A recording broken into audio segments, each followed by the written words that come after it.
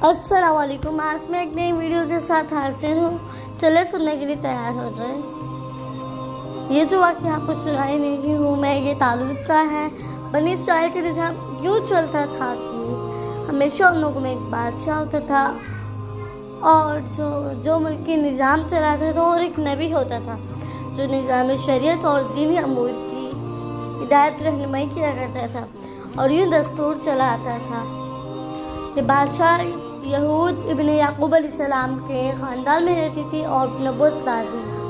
بن یعقوب علیہ السلام کے خاندان کی طرح امتیاز تھا بن یعقوب طالوت کی بادشاہی.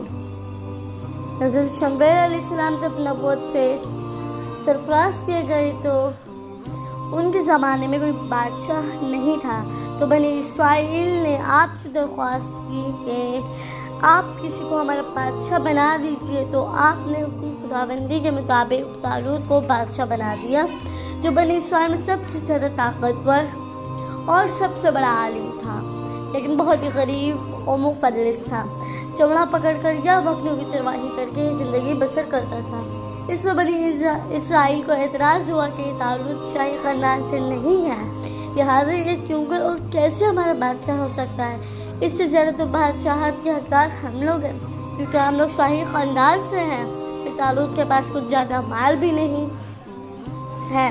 ایک غریب و مفلس انسان میرے تخت شاہی کے لائق کیوں کر ہو سکتا ہے؟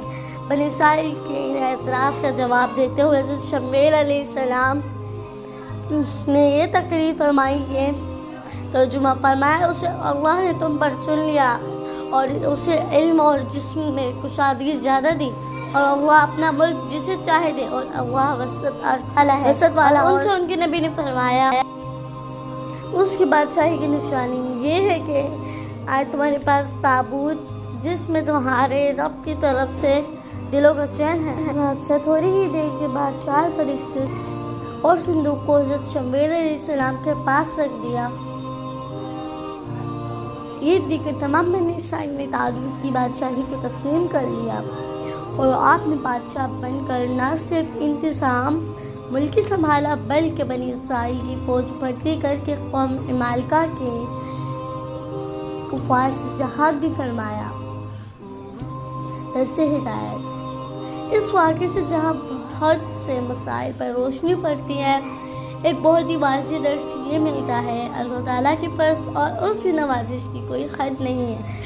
وہ چھوٹے میں بڑے سے بڑا آدمی بنا دیتے. تو حضرت طالوت ایک بہت ہی کم درجے کے آدمی تھے اور اتنے مفلس تھے کہ یہاں تو دبگر تھے اور جو چبا کر اپنی روزی حاصل کرتے بکریوں چڑھا کر بسر کرتے تھے، مگر لمحہ بھر میں اللہ تعالیٰ نے انہیں صاحب تخت اتار کر بادشاہ بنا دیا. نمبر 2، اس واقعے سے اور مسجد کی بات سے معلوم ہو کہ جسمانی توانائی اور